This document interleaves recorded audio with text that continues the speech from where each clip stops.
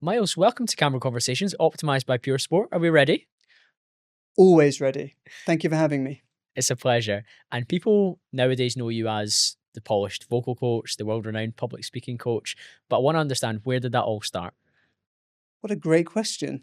I won't say I was born on a Thursday, but I was born on a Thursday. I won't go back that far. But 13 years ago, I was working in an ad agency, my very first ad agency, which I joined when I left teaching. I was a secondary school teacher for a very brief period. It dawned on me that this wasn't quite the environment for me. And I just left and went into unemployment for the first time in my life and came down to London. Always wanted to work and live in London. I was at that age. I was 26, 25, 26. And I just thought I'll just go and hit up some creative companies. And in those days, social was a thing, but it wasn't a huge thing. And so I just had printed off about 50 CVs, had a spreadsheet of places to go to, tailor-written cover letters. I would just walk into these companies, into the reception desk, hand them my CV, hand them my cover letter, maybe a tray of coffees, or cost me a fortune, or some croissants or something. Grease the wheels a little Grease bit. the wheels, yes, with sugar coating, very much so. Purely because I thought they're going to have a pile of CVs, and if somebody could go, who was that charming chap with the coffee? What was his name? And then sort of rattle through. And actually, on Twitter, somebody put up a little ad saying, we're looking for a intern just to help with some admin stuff. So I replied and went in for a chat, and I joined as a production assistant and stayed there through my internship, and then I was there for 2 years. But during that time, one of the account execs, who was younger than me, fresh out of university, was about to do a pitch to Samsung for like $2.5 million worth of work. And she was about 19, 20, so absolutely, quaking in her boots, shall we say. And she had seen in my welcome email that I'd done theatre. So my degree was in musical theatre, and I'd done some voiceover work and bits and bobs like that. So she just said, could I bounce my slides off you for this pitch I'm doing tomorrow? And I said, yeah, of course. So we rented out a meeting room downstairs, and this sort of 10-minute chat turned into a 90-minute workshop, really. And I suddenly thought, I think there might be something in this. So it was a slow burn. It started off as a side project for a Helping while. colleagues and then understanding that you could give value. Exactly. So it was a hobby, a side business. I won't say side hustle. I've always hated that phrase. Side project. And then I just put my weight behind it and made it into a thing. It was originally helping people out with wedding speeches. That was the first port of call. And then it just sort of went on from there. I never thought I would turn it into a thing, as you never do with these things. I think sometimes you think the idea of doing something you enjoy as a job is so far removed from your daily life that this would never be a thing. But it did become a thing because I just focused in on it. Yeah, when I've heard you tell that story before, I know that you've mentioned that your musical theatre background was something that the colleague was like, oh, Myles, you studied this at Yes. university. Yeah. If you reflect on the musical theatre element of your education, how much of a role did that play in your communication style? Oh, hugely, in the sense of preparation, research, rehearsal. If I boil everything down, I am helping people rehearse, or I'm rehearsing with them. A session with me is a workshop and a rehearsal wrapped neatly into one little package. So I'm not just the coach, I'm also the sounding board. And it's a bit like as a tennis coach, it's always in the background. It's that sort of idea. And depending who I'm working with and what they're working towards, I will be with them from conception, putting the speech together, putting the presentation together, traveling with them to the venue, sussing out the venue with them, sitting in an empty theatre going, yeah, stand there, I can't see you, I can't hear you back here, I know you're not mic'd up, and all those sorts of things. Eye contact could be good in these areas. All sorts of things like that. Because I think with public speaking as an act, people are terrified of it, it's still one of the top 3 terrors. Spiders, heights, public speaking. It's usually those 3 in a variation, and it's usually because people are stepping into the unknown and anything can happen. I always think that one of the factors that makes people scared of public speaking is the potential rejection or ostracization off the back of it. And it takes Mhm. us back to our tribal roots. If you get ostracized by the tribe, you're dead in the savannah. Right, So if you right. if you give a bad presentation in work, it's not going to be that bad. But people do pull back and they do judge you. I've worked in organizations where I've watched somebody quite senior give a presentation. I've been unimpressed by it, and their ability to do other areas of their job, I have negatively taken a view on it based on their competence It's at speaking. amazing. It's incredible how that can just telegraph and They reflect. lose some ranking in my Yeah, hierarchy. yeah, yeah, exactly. And it's when you said the word judgment there, and that's a really interesting word, people do think they're gonna be judged as the entity of themselves. Now, no one's got time to judge everybody like that. Half the people don't like themselves, so they're not gonna start to judge that person. You're like, "Okay, Colin's wearing a black hoodie, he's standing there, he's got, sports socks on." No one does that, really. The anticipation of watching somebody speak or before they're about to speak, before any word has, shot through their lips, it's that sense of lovely apprehension. What's it gonna be? And if that person is thinking, "Everybody's judging me," then that's the only way they're gonna play that presentation is through the fact of judgment. So therefore, it becomes a very them presentation because it's so inauthentic. They maybe go into a mode that they think they should be in. That Yeah. is, I definitely have expectations depending on the seniority or the skill level that I anticipate the person to have. When somebody's reality falls below a particular expectation, I think that's when they are judged. I think if a Mhm. junior colleague, the 19-year-old pitching to Samson, Yep. if she ummed and ahed a little bit, you give her some grace. But if the CEO of a 40, 50 million pound business ums and ahs, has lots of filler words and doesn't seem certain and clear, Mm. you would then question their ability to be certain and clear in other areas of their work. That's a really interesting point because it's that sense of when I'm working with people who are in the corporate sphere, it's usually this sense of, yes, I've got a pitch coming up and I've got a presentation or I've got an interview or it's a wedding speech or whatever. And I always say, okay, if your A game is your corporate speech and your B game is your social speech, let's bring those much closer together. I don't want 2 different people. I'd rather have the same person with an increased vocal effort level to present to a room of 5,000 people than you and I chatting now. What is that change? I can work with them to explore that change through exercises, techniques, and strategies and rehearsal, pure rehearsal, rehearsing with focus, warming up with focus, warming up with a point will help this person then go, ah, okay, it's not just that pitch next Tuesday. It's how I speak on a first date, how I speak when I go and see some friends. What else is it? People do make up their minds about people the way they approach a sentence.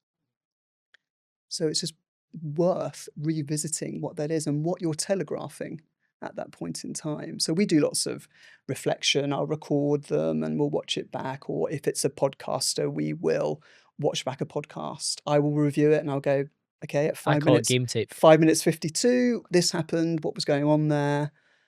And they'll say, oh, yes, I was following my list of set questions and I got thrown off. I said, well, just why not just listen to the person and react to what they're saying? Have a list of questions if you've got a mute on with you who it's one word answers, how are you doing? I'm fine. And then you may have had this, Colin, in the past where you're thinking, okay, next line, Colin, great. So it's being reactive to that person in that instance and making sure that it's still the same person. If I was working with you, for example, I would only ever be interested in Colin telling the story and nobody else will do. If I sense that the corporate voice was creeping in or a corporate facade, I might just stop you and say, would you say that to me if you and I went for a coffee? Would you start that sentence in the same way? And then we play it again. We try it again in a different way. And I can, through play, really, try that from this angle, use this line, start with that word. See what happens from there. These days, it feels like every brand is shouting about how supplements are the answer to everything and all your problems. Before you jump on the latest wellness trend, it's worth remembering the foundations and basics come first.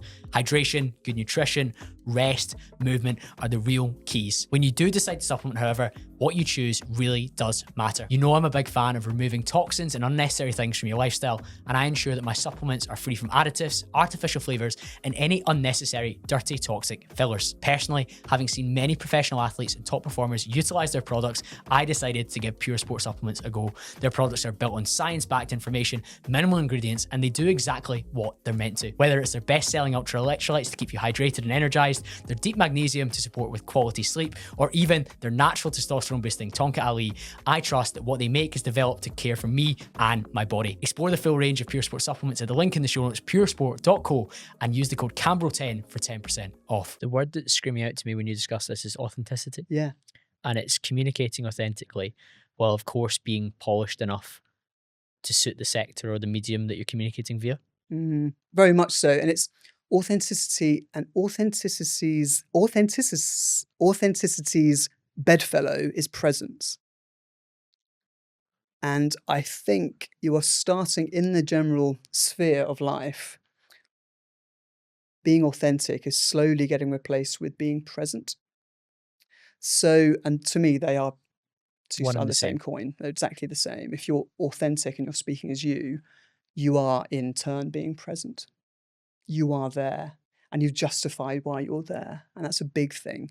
If people are nervous or playing a different character, they feel as though they're not there. You may have had this in the past when you were a bit younger. You might have done a presentation at work, and it's almost an out-of-body experience where you think, I'm not sure what I'm saying here, but I'm still going. So you've got two factions sort of playing at the same time.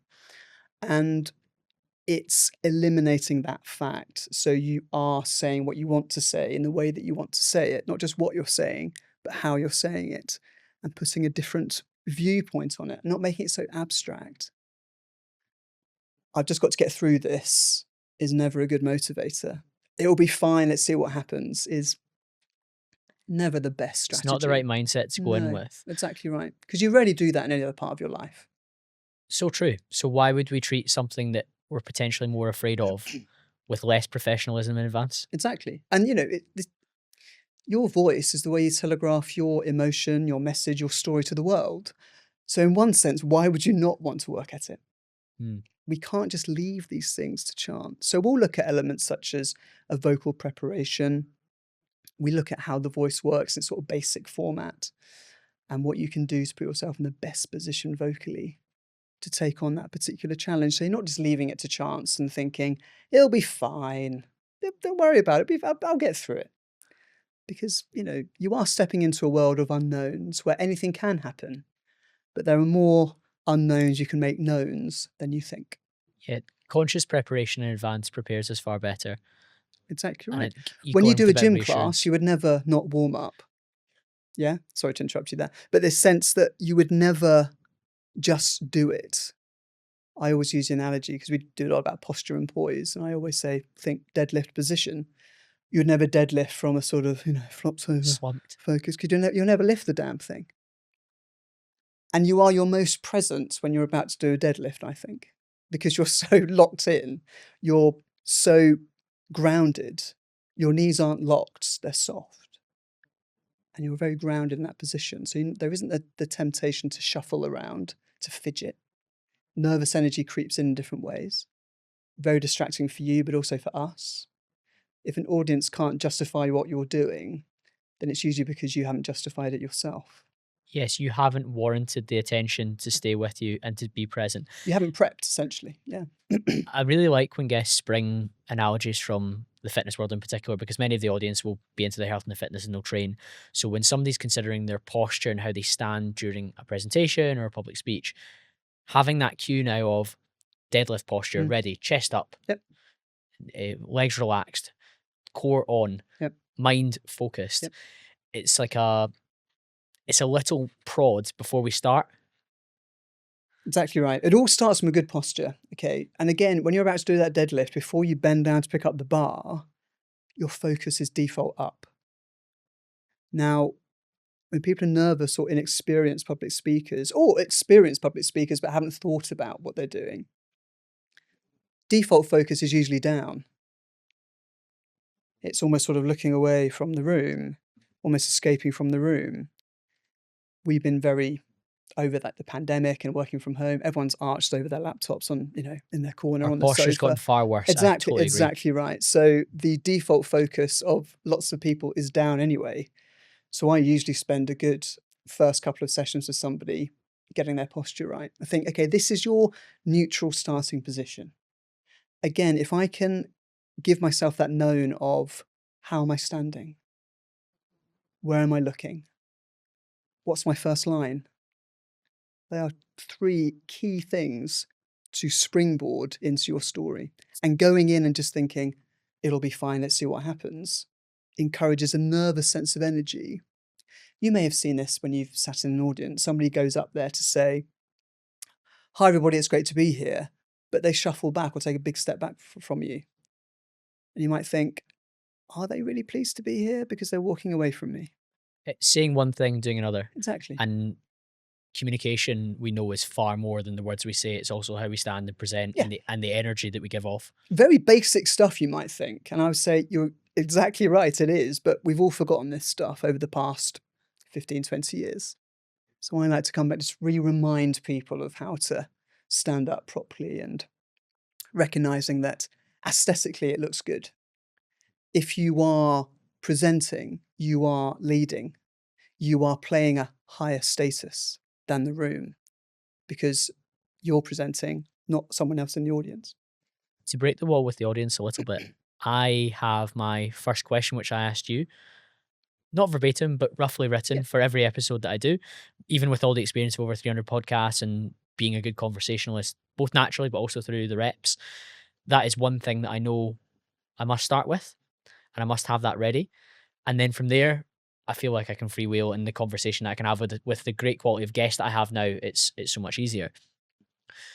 But that's what I'm doing from preparation from a professionalism perspective. It should be the exact same if you're opening a talk, having that opening line, as you say, because then you almost feel like it's a snowball running down the hill rather than you maybe trying to Exactly. regurgitate something that's flopped from the start. Exactly right. If so, I mean, how many times have we all sat on a Zoom call or in a meeting and it's, "Hi, everybody. Yeah, okay, right. Yeah, let's just make sure we're all here. Okay, yeah, lovely, great.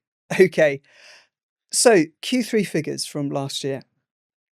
30 seconds of noise. What's been said? Nothing. What a humongous waste of time.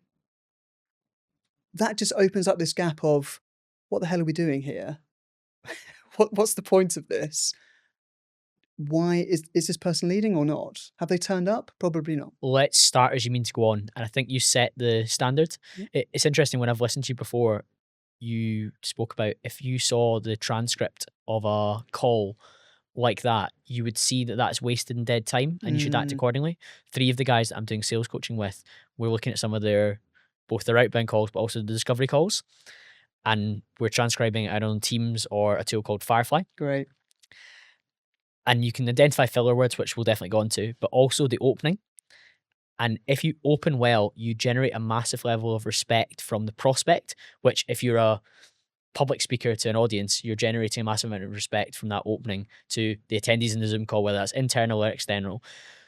So let's start with the end in mind and the result that we want, and start with not a bang, but a really strong opener where people say, this chap or chapess is in charge here and is ready to deliver a quality message. Exactly right. It's eliminating as many unknowns as you can, but still then relishing this sense that you are speaking in a live environment. And there's so much excitement there. If you can turn apprehension and nerves into excitement, which is tricky to do. Comes from the same place in the body, though. I learned that in an early episode. Yes. A lady called Hannah Hughesman from the US, she's a mental performance coach. And she said, all my athletes I work with, I change you're nervous before the game I'm excited for the game. Because the hormones are all the same. Exactly. How we picture it is different. Just put a different hat on it. Change the perception. That's something you can control, your own perception. So change it round. Recognize that we love going to live sporting events. We love going to live theatre. We love going to concerts and gigs and all this sort of stuff because anything can happen. It's so raw. It's that sense of going to the Colosseum and watching, the Christians and the Lions have a bash at each other. But it's that, but anything can, well, in that instance, the Christians always lose, but it's that sense that anything can happen in that sort of idea. And that's amazing. That sort of speaks to a real rawness of the human condition. So recognizing that and then mixing in with a slight sense of preparation, making some of those unknowns knowns, means you're going to start from a much better beginning where you can springboard into your conversation. This band on my wrist is a movement that I need to tell you about. Bands for Brothers. A movement started by a dad who, raising his two sons, realised that he wanted people to speak more about their well-being and, of course, their mental health. It's about breaking the stigma of speaking up, sharing what you're going through, seeking support from others, and I think that's something that's been a theme throughout so many episodes of the podcast, where people need to find community who are like-minded, who can support them and bring them forward. The bands are the first thing, the clothing drops have just started, but there's some community events coming down the road as well. So please stay tuned, hit the link in the show notes to follow Bands for Brothers on Instagram, and you can hit the link in their bio to get yourself a band or one of the new t-shirts too. You mentioned 2 Ps. Posture was the first one. The second one was poise. What can people do around their poise? So poise is that sense of how you hold yourself throughout the sentence, okay? So I work a lot with my clients to get them into this neutral stance. How do I begin? Is there a home screen that I can return to if I'm looking for somewhere to go to? And again, if you're working with somebody on stage, where are they? Are they standing center stage? If they want to walk, they can, but let's just justify that. And again, keeping this stature up, the posture connected, keeping the poise connected and positive as well. So it goes all the way through their line as they get to the end of that particular sentence. It's that idea there. So I'm not letting everything collapse as I then change weight into one leg or change weight into the other, or I've justified a little walk stage left because I've justified that. And people I think, get the wrong idea about walking around on stage. They feel like they have to, they've got a great big stage to work with. And I call this the curse of TED Talks, because you see lots of lovely Americans walking backwards and forwards across the stage really well. And people sometimes come to me, not so much these days, but they used to in the past, saying, I want to speak like X person. I watched Brené Brown give a talk and we should do this. I want to do that. And I'll go, okay, I'd rather see you do it than copy somebody else.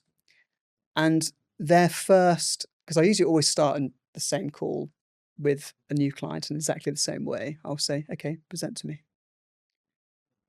And you'll see their eyes go, okay. And if we're in person, they will usually walk around the space or fidget quite a bit. Great distraction technique. Some nervous energy as well. Yeah. Don't listen to what I'm saying. Look at me scratching my ear. This is much more interesting. Look at me tussling with my hair. Much more interesting than what I'm saying. So they're telegraphing a low status position, which then means that we can't buy into what they're saying. Signaling low status is the opposite of what we want in that environment, because we want to position ourselves, particularly when I'm talking about some of the sales stuff that I've done, as a trusted advisor and somebody they can put their faith in. And you lose that if you signal low status activities, particularly when I was selling to C-suite, so finance directors, managing directors. You want to meet them where they are, not be subservient in any shape or form. Exactly right. I talk about status a lot with my clients. We'll say, let's look to telegraph a slightly higher status position. We'll do a couple of exercises. I'll say, look, walk around the room like you're the president or the king or a big CEO, or picture in your head a caricature of a high status person. Status level 10 out of 10 this person is. What do they do? And the client will usually just stand still or walk very slowly. Slowly. That's an interesting thing. We'll definitely talk about pace of speech in a second, but pace of movement as well infers comfort with the spotlight being on you. Exactly. And if you think about that high status individual, they inhabit a humongous space. They operate in a wide world. They speak in very short sentences. They'll never repeat themselves because they know that you've heard what they say. They'll maintain eye contact all the way through and not break it. And all these sort of things. That person may touch your face if they want to. They won't, but they could if they want to. So they almost play this sort of slight sense of arrogance with it as well. And I always say, let's take some elements of that And let's just now put that on our or your speech, your story. And let's see what's comfortable with you, because again, what I love about your coaching, and I think any successful coach, is that you don't try and make somebody the Aldi or the BTEC version of somebody they look up to, but you make them the 2.0 version of themselves with frameworks and processes. Exactly right. So if they maybe aspire and they see how somebody conducts a TED talk and they think that's amazing, let's borrow bits and pieces of that, layer it into how we present and how we come forward, and the parts that fit comfortably and feel like you can do authentically, which is a key term we were using, those will stick and those will stay, so that you don't look like you're some sort of cheap impersonation. That's it. And I think lots of people are cheap impersonators. And again, as I always say to the clients who says, I want to speak like X person on TED Talk, I always say that person has worked with their speech coach for about 8 months building up to this point here. That's why it looks effortless. It doesn't just happen. So we just sort of, re-justify and recalibrate our working relationship and what we want to do. So yeah, exactly as you say, we'll borrow elements. But I always look to soften it slightly. We'll also play an exercise where we'll do it low status and really over-exaggerate the low statusness. And how does that Myles, feel? I love that. Having a heaven to aim towards and a hell to aim away from, Yeah. so helpful. Because then it's almost like it's a little alarm bell going off as you're veering too far into the low status position, because we telegraph a lot more than we think we do when we're speaking to people. Some people hate eye contact and they'll break it very quickly. And that makes you, as the other person, very awkward. You just want to think, I'm going to leave this person alone because they're clearly having a terrible time. It's shifty, isn't it? Yeah, it's really shifty. Yeah, You lose it's a trust. sense of breaking down and looking down to the floor, and all of a sudden everything sort of closes down, and all sort of hi, yeah, I'm fine, thanks. How are you?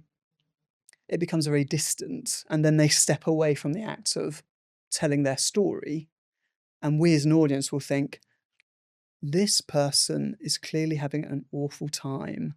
I feel awkward watching them. I want them to stop so they feel better about themselves. So when we telegraph these emotions, but just quickly back to high status, I look to soften it with some of my clients, because if I say be high status all the time, now you're going to be fine, is too much of an ask, and it's a very abstract ask. So I always soften it by saying, look, let's be happy high status. You've got your story to tell, and you're so damn excited to tell it. You wish you were in the audience listening to yourself right now. Great reframe. Exactly. It's that idea of making yourself vulnerable, or embracing the vulnerability that this nice open poise and posture gives you.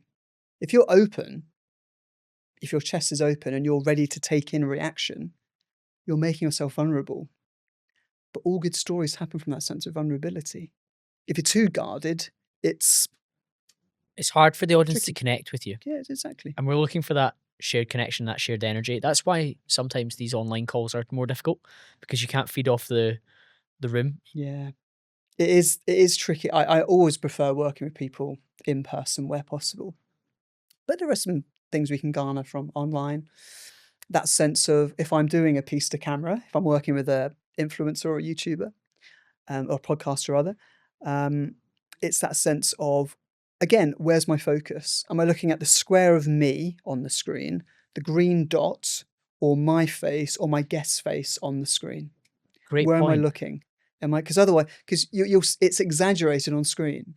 It's looking around like this if Yes. you're not careful. And people find great comfort in looking at themselves in the small box in the bottom right-hand corner, because they think, there's me. I know me. I won't look at that person. I'll look at me. That's the home screen you spoke about, but it's the wrong home screen in Wrong, that instance. Yeah. completely wrong home screen. And you're focusing down, and again, you're focusing down. And it's just exaggerated on screen. Sure. So And we like, look for cue points, and which is sometimes tricky. what would some of those cue points be? The cue point, I always say, if you've got the guest's face on the screen, it's the biggest faction. Look at the person. Imagine you're going for a coffee with that person. If we went for a coffee, I wouldn't be talking at you, looking down at your coffee cup, because again, I'm just not there. I'm daydreaming, and it's weird. It's very abstract. It ignores you. If every presentation, sales call, whatever, is reshaped into being a conversation, The best conversations are when we are reacting to each other and being an active listener. It's that great quote, there's no such thing as acting, only reacting. You bounce off someone. They give you an offer, you accept it. You then throw something else back at them. It's like a lovely game of tennis.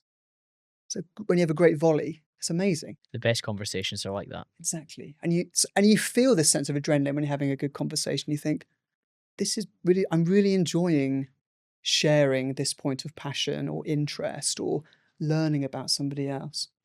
If you think about somebody who's being incredibly charismatic, the epitome of charm, they are almost holding a mirror up to you and reflecting back. So you did that? Oh my, what when you were 18? That's amazing. How did that make you feel?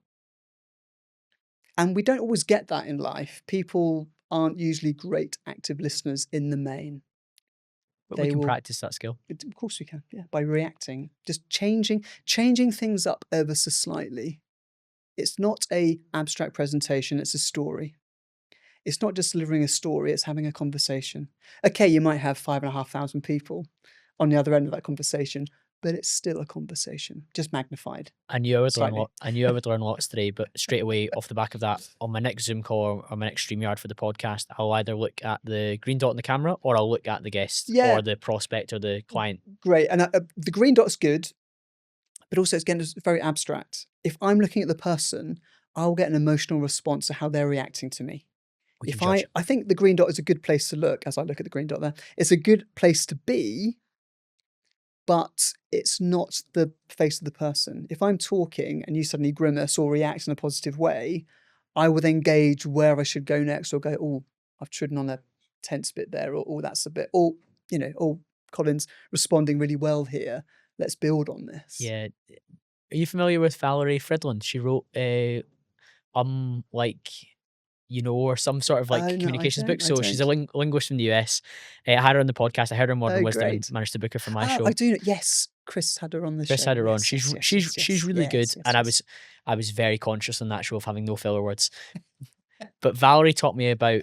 She gave me a phrase for what I was doing called back channeling, and that is during this conversation I've been nodding, I've been smiling. If you say something bad, I grimace, and I'm just encouraging you to continue speaking. I'm acknowledging that I'm reacting, not acting, based on what you're telling me. And I think that's an underrated skill, and it's one of the skills that I teach the sales guys, because salesmen in general can be very guilty of what I call show up and throw up, where they just go mouth to mouth mode and don't stop talking.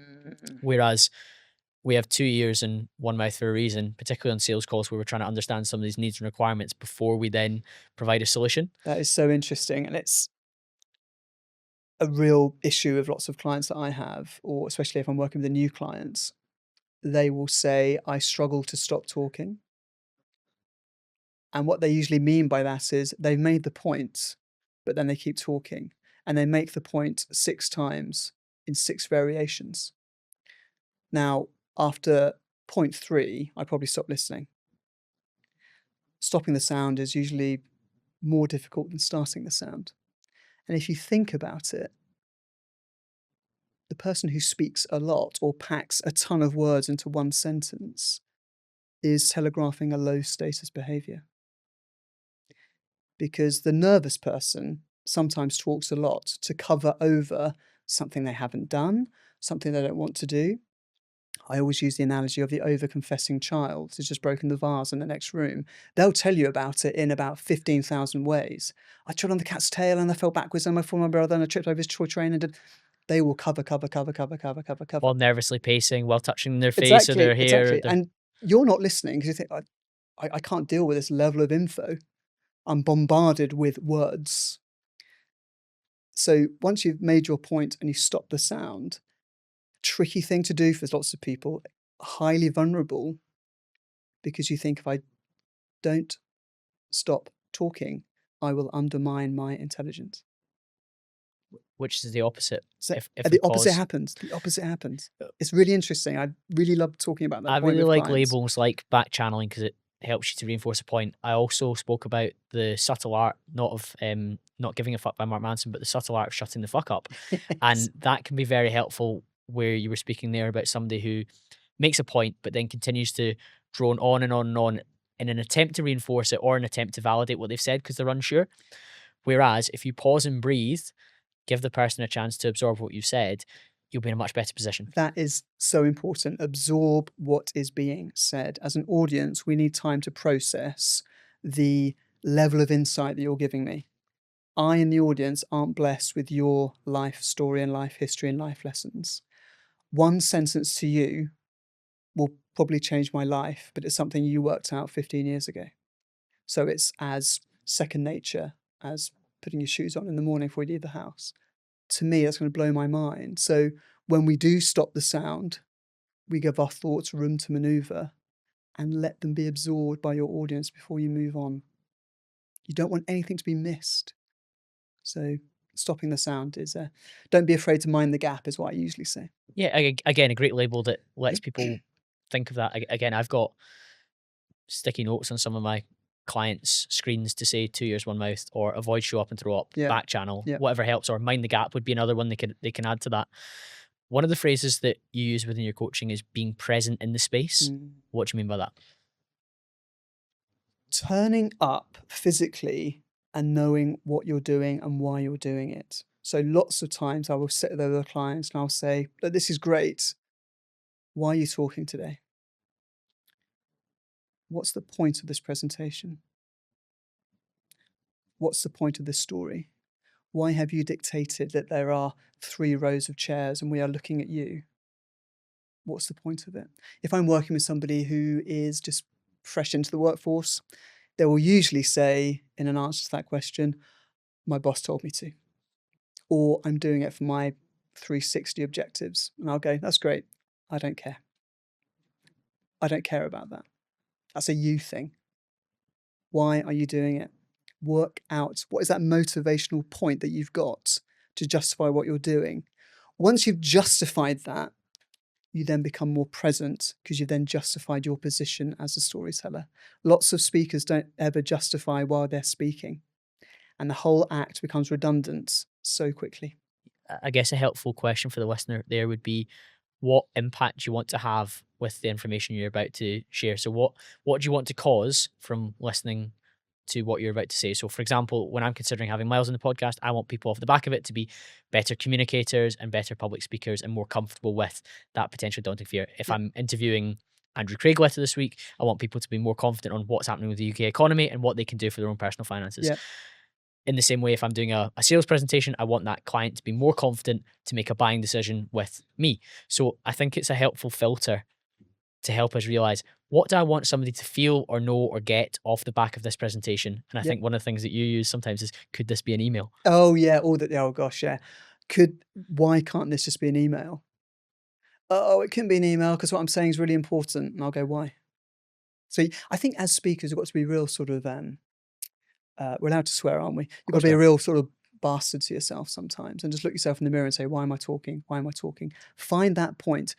Almost like back to when we were at university and you're doing a dissertation, you find that question by going through a finite, shaved down point to find what your question is to write a dissertation about it is exactly the same. And with my clients, we sometimes go through 3 or 4 sessions before we get to what that point is. And if we're struggling, I will give them a grand point and we'll shave it down. So it could be, listen to me, this is going to change your life. Hugely grand, but there might be something within that. And we could bury into that and we might find the point that I'm doing a presentation about a project I did. It didn't go very well. In fact, probably the worst project I've ever run. But if you listen to the mistakes that we made, when you do your next project, it'll be so much better. So I'm going to change your working life. That's a much better footing than opposed to I'm just doing it because I'm doing it. Yeah, I understand. If you're new to the podcast, make sure you've hit the subscribe or the follow button on whatever platform you're listening on so I can keep getting fantastic guests just like this one. From a vocal perspective, I'm really interested your take on things like pacing, tone, maybe word choice. What would be some of the considerations for somebody before giving a presentation? So when they're constructing the speech, so I always say, let's get vocalizing a lot earlier. Quite a few people think the prep comes from sitting there quietly in a room, typing out their script verbatim. And they'll speak it through in their heads. Now, we all sound like Churchill in our heads. We all sound like Martin Luther King. We all sound like the greatest orator known to man. If I then go and speak this out loud without any prep, I will probably not hit that mark. I will probably nosedive pretty Underwhelmed. swiftly. So I always say, once you've got an idea down, a bullet point or a sentence, vocalize it, throw it out into the room, take it for a walk, either with me or just yourself. Once you've thrown it out there, you can think, actually, I would never ever start a sentence like that. I've never started a sentence like that in my life. Why am I starting it like that today? And you'll start to be a really good self-editor. We are all our best self-editors. We can refine it way better ourselves if we practice it out loud first. Exactly right. And then you'll start to put it together. So rather than having reams and reams of prose, have 2 or 3 or 4 bullet points with prompts and just react to that. Once you're reacting to the space, you'll start to construct your scripts. And the unconscious thing that happens is it starts to stick in the head because you're doing the reps before you're realizing you're doing the reps. We're building those myelin sheaths. Exactly right. Exactly right. So it becomes the same point as knowing what your first line is, and then you've got the freedom to vary that. So again, if I'm on a podcast and someone says, it's nice to have you, I will usually say, it's a great pleasure to be with you. Thanks for having me. A variation of that. And I know I've got that to chop and It's in the change walker. around with. Exactly. Yeah. And then it's up to the host to then do what I did. Exactly. Completely agree. Exactly right. So you've got a basic salutation, you know where you're going to launch from, and you can take it from there. So vocalizing earlier is such a great technique because it gives you the opportunity to react to what you're saying and start to put together a more authentic script because it's going to come from your tongue as opposed to the voice in the head of what you think it should be, the spoken and the written. You're making it more you. You're making it read better on the page as you're vocalizing it in the room. Take your speeches for a walk as early as you can and just see what happens. Make it up on the spot. That's what I usually say to people. Just start speaking and just see what happens. If you tread water, it's fine. We can afford to play around in this rehearsal. Let's see what happens. There might be some gold there. And sometimes there is. Sometimes it's like utter trite, but sometimes it's really good. There might be something we can grab and say, We use in the future. let's put that there. Let's put that on the back burner. That could probably go in the middle. What's happening here? So once we start to do that and we've justified why we're doing the act, it then starts to come together. And then we can look at the finite points of diction and the words That's what you're I was going to using. ask. So in terms of vocal delivery, what are some of our big considerations? Can I be heard? Is a question that lots of people don't ask themselves. So, and it's such a basic point, but I wish more people would consider it. Can I be heard? What does that mean?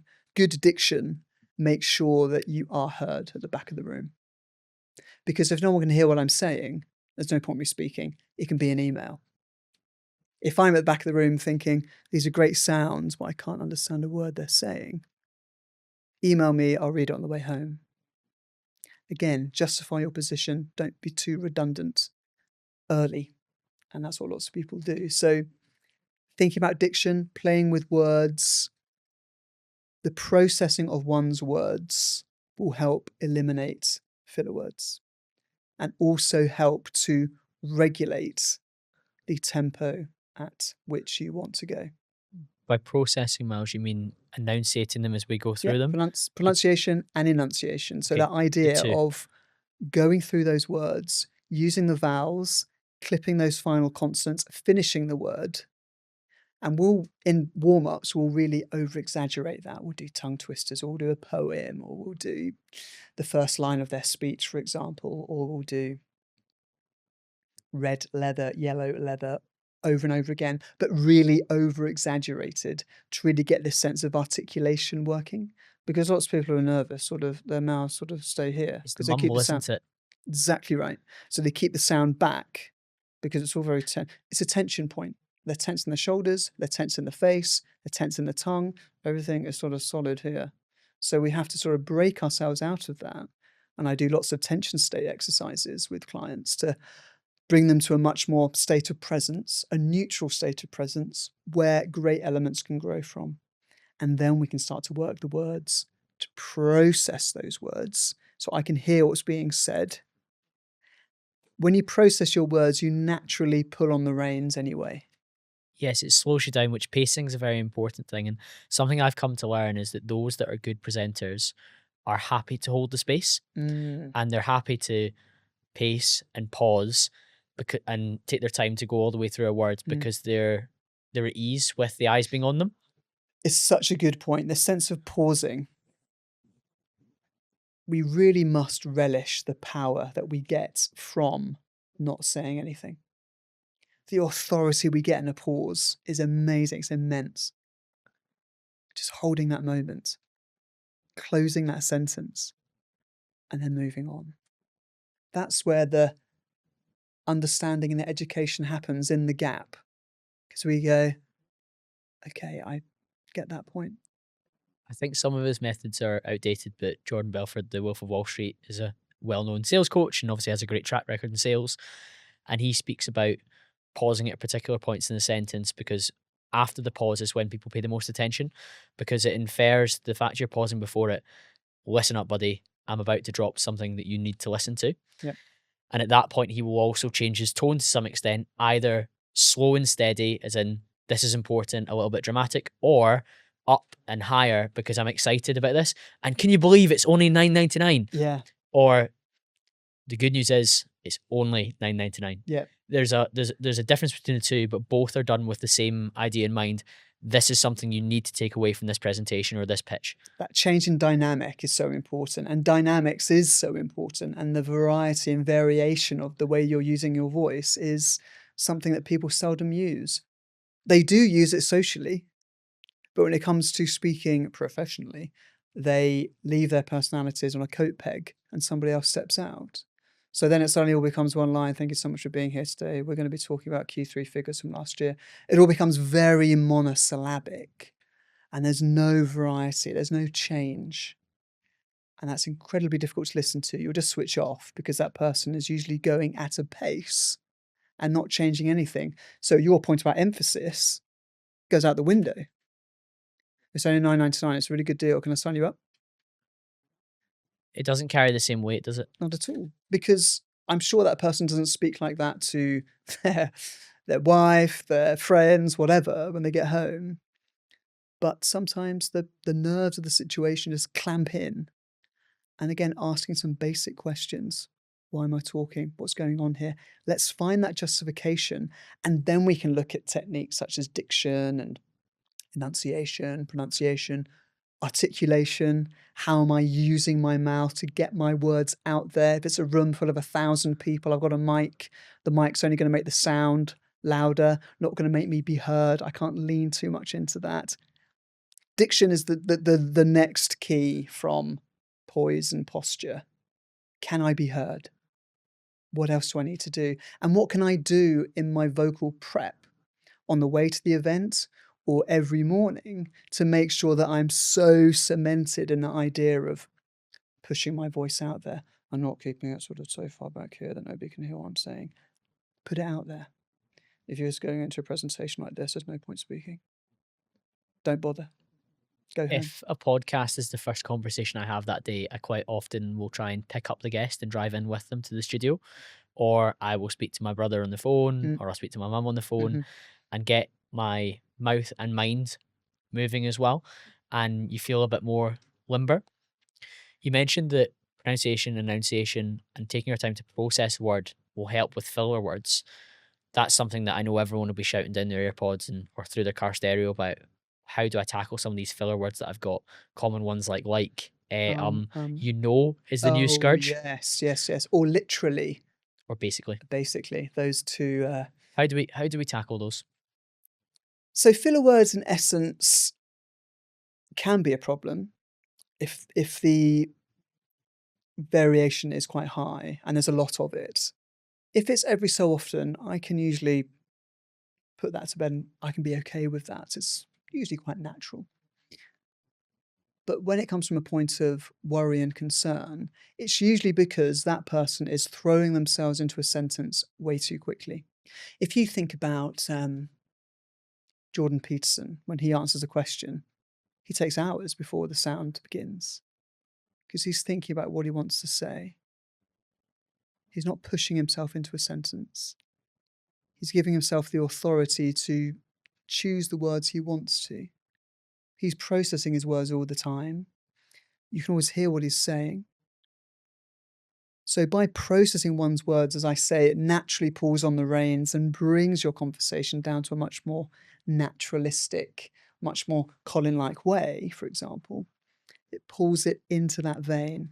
So filler words are eliminated because it's usually because your brain can't keep up with your tongue. So if I'm racing forward, again, if I'm operating in a small space, low status person, so I'm going to be speaking about this and then we're going to do it's no wonder you start to gabble and mumble because you're not giving yourself room to maneuver. If I'm processing my words and thinking about what I'm saying, if I'm using my vowels, using my final consonants to close a word, then I can think about what's coming next. I'm giving myself the elbow room to Some think about space. where I am. It's like the happy high status storyteller operates in such a wide space. They dictate everything. I'll dictate the tempo. This is my damn presentation. I'll choose the words I want to use. Thank you very much. It's your presentation. You do what you want to do. Give yourself the freedom to do it. So it's those points there. Vowels for volume, consonants for clarity. I love the frameworks. One of the big things that I had to work on was when I was cold calling, Mm. a lot of ums and ehs. Firstly, because of a lack of reps, you need to go through those to get to where you want to get to. Oh You gosh, need yeah. to have an understanding of what you might be saying next or what your answer to a common objection or pushback might be. Mhm. And that comes with time and the number of times you do it. But equally, it came from pacing of speech, not rushing through your pitch or your sentence, being willing to allow them to interrupt if needs be, because they will if they decide to, but also breathing. Mm. And when I became aware, and I think when you take your time, you give yourself a chance to breathe, and knowing that a filler word is going to come up, you breathe rather than say the filler word Exactly. Or you might elongate a vowel. to buy you more time. Buy more time. Really big fan of that. The one is a really interesting one. I was speaking about this with my client David the other day, and he was saying that he's saying it from a place of almost seeking reassurance. We Mm. got to that because is short for you know what I mean. And I was saying to him, well, you actually do know what you're saying, don't you? He's a brilliant financial advisor. So you do not need to ask the person you're speaking to, you just need to finish your sentence, breathe, employ the subtle art of shutting the fuck up, and just allow your lips to purse Yeah. and let the space sit there and allow the person to answer. Exactly. If they don't know what you mean, they will ask. Exactly. And one of my filler words from a long time ago, and it sometimes creeps in if I'm not careful, is okay. It's exactly the same as, do you know what I mean? It's okay, question mark. Okay, is this all right? Am You're I just doing all checking. right, everyone? You having fun? That sort of, manic reassurance you're seeking from the room, this affirmation you want from everybody all the time. It's not a great place to be because, again, if you were to look at that in a script, you would think, what the hell's going on here? It shows uncertainty, doesn't it? It And we really want does. to convey certainty and clarity. Exactly right. Exactly right. So give your words room to breathe and your thoughts room to maneuver. It's similar to that sense of somebody coming to me and saying, I've been told I speak too quickly. I speak too fast. I need to slow down. It's a really common problem in Scotland. We And speak very quickly. yes, quite. And I will usually say and repurpose that. I'll say, look, that's a really bad note, speak slow. Because is this slow enough for you? So I'm talking about varying the pace of delivery by processing your words. Enjoy what you're saying. We are so blessed in the English language. We've got 500,000 words at our disposal. Use them. Enjoy them. That great Churchill line, that great and noble thing, the English sentence. Enjoy what you're saying. We've got some fantastic words. but most people just paddle in this very shallow lexicon of likes, literally, basically, you know what I mean? Okay. There's a richness that we can look to really develop and utilize and increase our vocabulary by understanding that particular point. Do you have any advice on increasing our vocabulary? Because I've certainly found a few methods, but I'd be keen to know yours. Read more, read books from different eras. We do a ton of poetry in my courses. We also jump into some classic children's literature from the 20s, the 1900s, 1930s. We'll jump into a Paddington book from the 50s because the sentence structure for children back then was so beautiful and interesting and not pandering, not patronizing. Even if you think back to Mary Poppins, right? The wordplay from the lyricists, the Sherman brothers, was beautiful. Forbearance as the hallmark of your creed is a line from Jolly Holiday. Okay. Now, would any 4, 5, 6-year-old know what that means? No, but they'll probably register and they might use that at some point when they're going through life. And then you take that word that you've never heard before, research it, jump into the dictionary, set yourself a challenge, or I'll set you a challenge and say, look, tomorrow on a work call, drop in forbearance, drop in lugubrious, or drop in something, drop in that word and to see what happens. And once you, again, get those reps up, reading things out loud. Lots of my big podcasters, we will spend hours going through some poetry from 1925.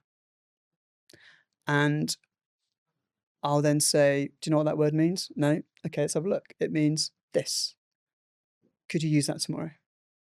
I don't think so. Have a go. See what happens. Let me know. Send me a voice note tomorrow. Let me know how it went.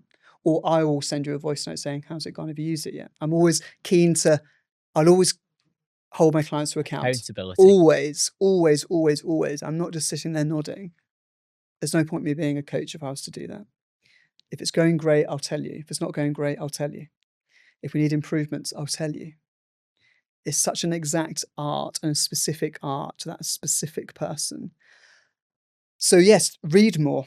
What are your techniques for that? Listen to podcasts where there's complicated conversations.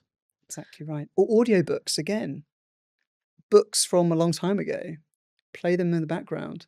Tolkien, for example, or even Harry Potter, for heaven's sake. Just play that in the It was background. very well written. Completely agree.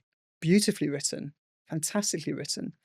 And I think once we start to dumb down children's literature, that's when it's sort of lazy. And you see it in children's book now, they're all about sort of, farts, bums and pants. But perhaps when we were growing up, it's more sort of adventure and My parents read a discovery. lot of Enid Blyton to me, Just and my language definitely benefited from the back of it. I really liked a lot of Sherlock Holmes, which is Arthur Conan Doyle. Doyle, yeah. And again, I vividly remember asking my dad when we were reading Hound of the Baskervilles, like, what does that mean? What does that mean? What does that mean?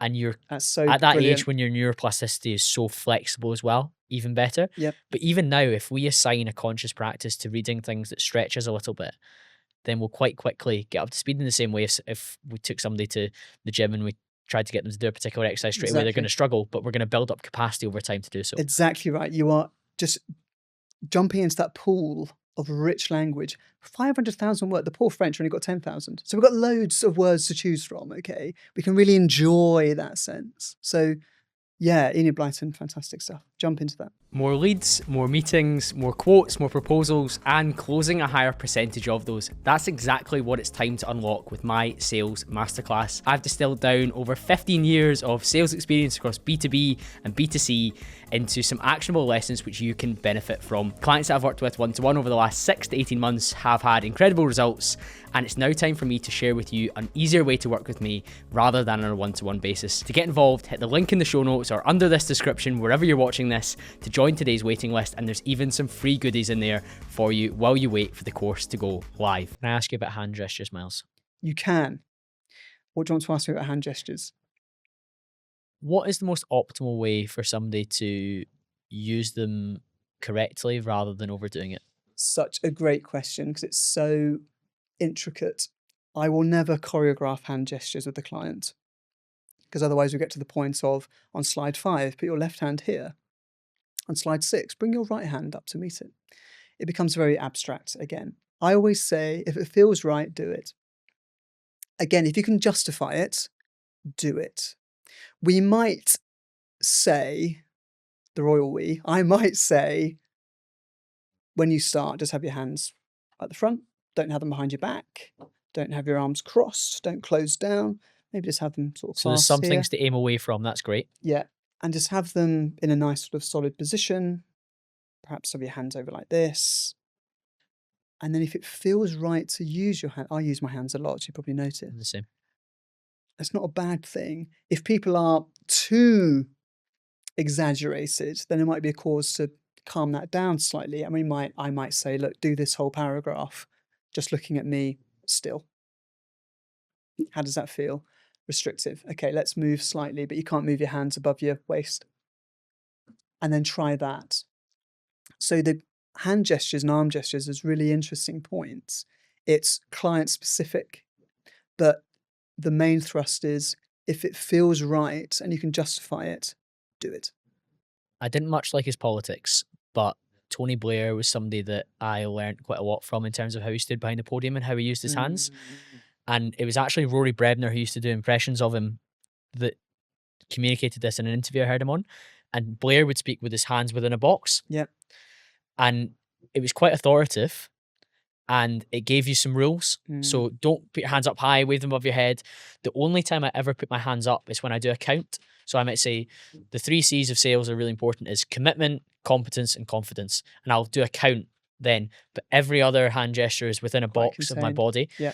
And I think that shows a level of energy and enthusiasm, but not over the top. And I think that's a helpful one that people generally resonate with. It's authoritative. I agree with you on both points about Tony Blair. They would be very authoritative, very sort of slicey as well, sort of, and this, and sort of gesturing out, but not a sort of giving. It's Yeah, like I've got out a here. chop for pacing as well. So if I feel that I'm going too quickly, I chop my hand to keep in time with that. And one of my clients actually, who's very, very prone to speaking quickly, he squeezes a tennis ball. On Zoom calls, of course. Yes, yeah, yeah. But that was stands up there with the tennis. that was like a support tennis ball. Yeah, exactly. What you can do just to really slow yourself down, ease yourself in, because hand gestures can take over. They can really be overbearing. And I'm always conscious, am I doing them too much? I was very shy as a schoolboy, so I would barely gesture at all. So for me to even gesture slightly now, compared to when I was 7, You've turned the dial formative up. years, it's grown significantly, but not too much. Again, it's that sense of expression. How can I emote? We tend to emote quite a bit with our body and the way we use this as well.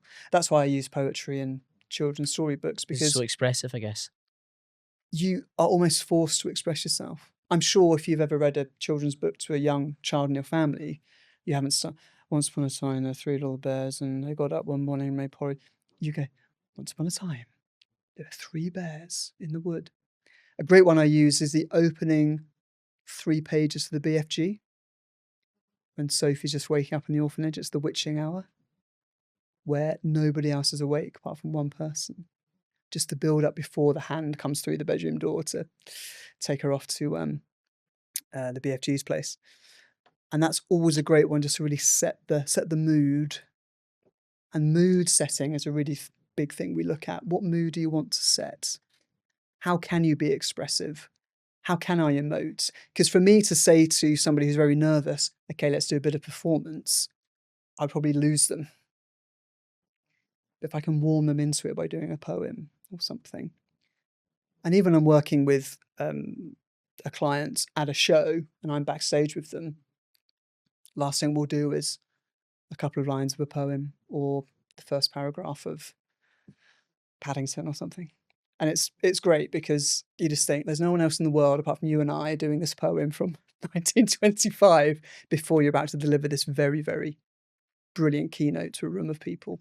But that unique practice positions them to do really well. Exactly right. So what is the access key for me to access a performative state is a really good strategy, and that is when these stories come into play. What can I do? Is it a tongue twister? Is it a poem? How can I, if I'm about to press record or join the call, is there something I can do 2 minutes prior to pushing Get you that ready. button? I've done my vocal warm up in the morning. Is there anything else I can do to top up before I jump in? So I'm starting here as opposed to starting here and then warming up. Can I start here?